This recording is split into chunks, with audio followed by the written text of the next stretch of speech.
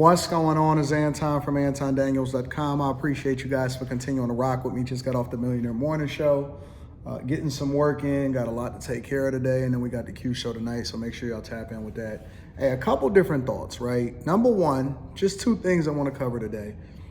Number one, I had a guy call into my platform on not this past Wednesday, but the Wednesday before that, right?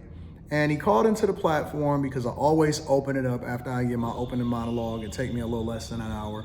And then I bring up my dog Freezy, and then we have calls, or people can call in and say whatever it is that they want to say. If they want to hold me accountable, if they got a question about something that I said, if they want to share some of their information or their own life story in relation to whatever it is that we're talking about, they have the autonomy to do that. More importantly, what I've done is I've allowed for people to only have to call in. So when they call in, I often ask them, well, most of the time I don't even allow for people to get on camera at all, because I just think that it protects the platform. I've been through stuff before with my platform and had people that cam up and then they bomb you or something like that. I'm not really experiencing that at all now because I've completely removed the ability for people to be able to cam up unless I can see you, unless I know you, unless I've been talking to you for a while. I fill you out. Every once in a while, I'll ask people, and I ask them, I say, hey, do you want to be on camera? You know what I'm saying? Because a story might be whatever, or they may have emailed me and I recognize them. And I say, okay, I'll bring you up, or I can go and research their platform, realize that they got a YouTube channel or something like that. And a lot of times they come up and they share their story, but then at the same time, they want to promote their platform. And I'm cool with that because I'm a content creator supporter. I'm a content creator myself. And so I always want to make sure that I do that. One of the complaints that I get from women a lot is that they think that it's disproportionate in how I hold men accountable versus holding women accountable, or they don't think that I hold men accountable at all. And obviously they know that that's not true because if you do any kind of research or you look at any of the conversations, I hold men accountable more than I hold women accountable. So much so to where guys don't complain. I very rarely ever got a guy that complained and said, hey man, you know what I'm saying? Like, you too hard on me or whatever, because they're calling in for the advice. Similar to women, they call in and share their perspective and their advice. But men more than women are actually the ones that call into the show, especially on Wednesday night, because I speak more towards men, even though I'm speaking about relationships. I'm speaking more towards the male perspective because I am a man, right? But anyways, long story short, so had a guy, and I haven't been to his channel, but I had a guy, he called in, and a lot of times these guys call in and they think that it's only gonna go one way. And it's not, it very rarely ever goes the way that they think that it's gonna go, but they call in and they try it. And so I hear them out and I take into consideration what's going on. And then this guy in particular, he called in, and so I had him off camera, and then I asked him, I said, hey, listen, do you want to be on camera? Because, just us talking to the screen, and this story is going to be a little bit longer than usual, obviously, and we wound up being on a call with him for about an hour. I said, do you want to be on camera? He said, yeah, I'll be on camera. So he cams up, and then he proceeds to tell his story. And what I found out was that he was absolutely capped. And a lot of his reasons as to why he said that he was going to divorce his wife. So ultimately, he divorced his wife. He had divorced his wife before he came on the live stream. He had moved another chick in, but then he had basically destroyed his family. He had cheated. She had never cheated. Then he was pissed at her for whatever reason afterwards. The story doesn't matter at all. That's not relevant to the conversation that I'm having right now. Clip it up, obviously, and then on top of that, you had the regular live stream. I get an email from YouTube today, and this is the type of stuff that content creators have to deal with on a regular basis, which is one of the reasons why we then try to limit people from calling in, and why most content creators that get to a certain level don't even entertain people come up on a platform, because it's just, when you start to involve other people in what you got going on, it gets complicated. Get an email from YouTube today. He didn't reach out to me. He never said anything. He never said, hey, Anton, oh man, I'm getting smoke. I'm looking stupid. I didn't know that the video or the live stream was going to go viral or whatever. He called, or I get an email, oh man, it's a privacy problem, YouTube. Now, of course, YouTube is not saying to remove the content or anything like that, but basically what they're saying is, they'll age restrict it, or they're gonna go and review it after 48 hours. But they wanted to let me know that the person was basically complaining about the fact that they was on camera voluntarily and they was getting off their energy as far as how they felt about the situation. Some people email me, right? Some people email me and they be like, oh man, I didn't realize how bad I was looking or whatever. And they be like, yo, Anton, can you take this down? It's some people that I interview.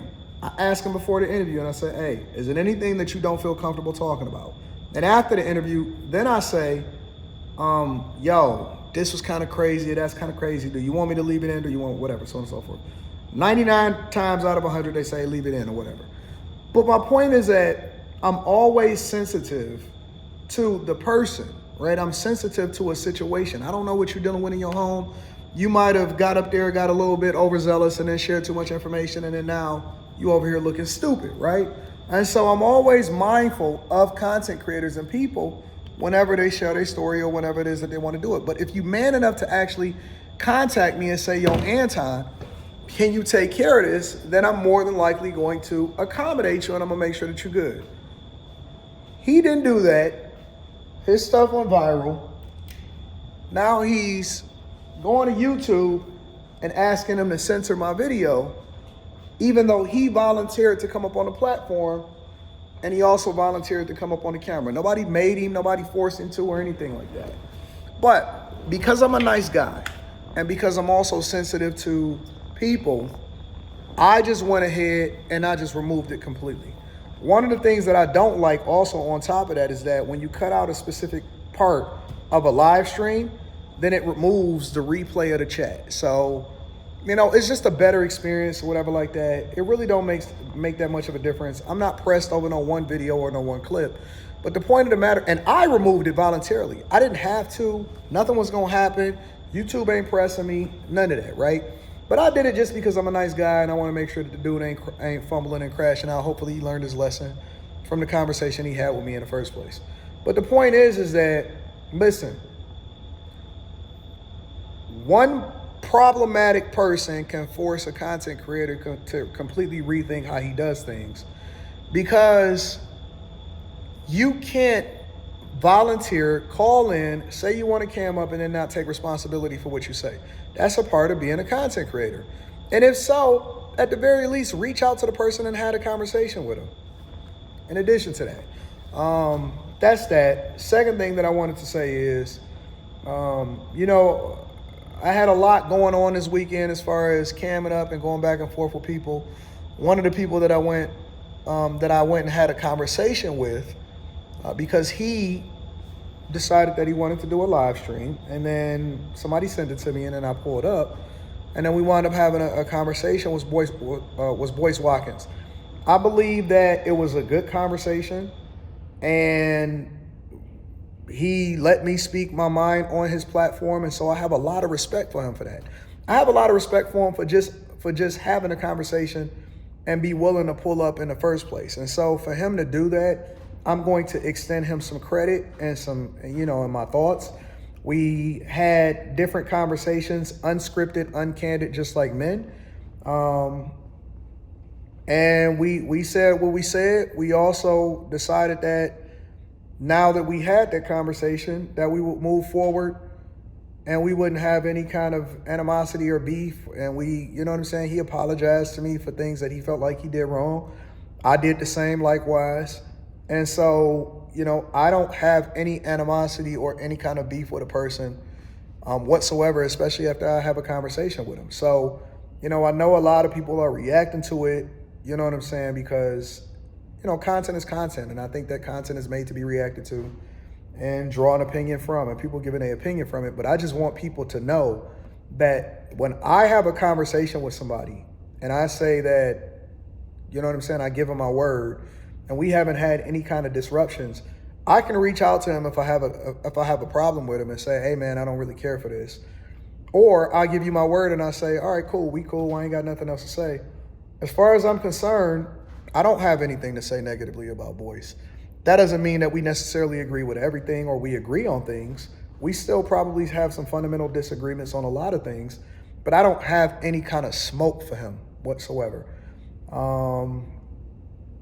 it was cool. I thought it was a cool conversation, and it's on his channel. So if you guys want to check it out, you can do that, and you can check that out for yourself.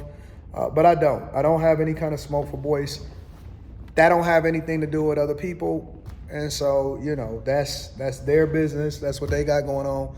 But for me in particular, I don't have any kind of smoke for him whatsoever.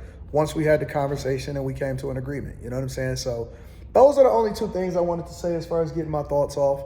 I love y'all. I appreciate y'all. Thank y'all for continuing to rock with me.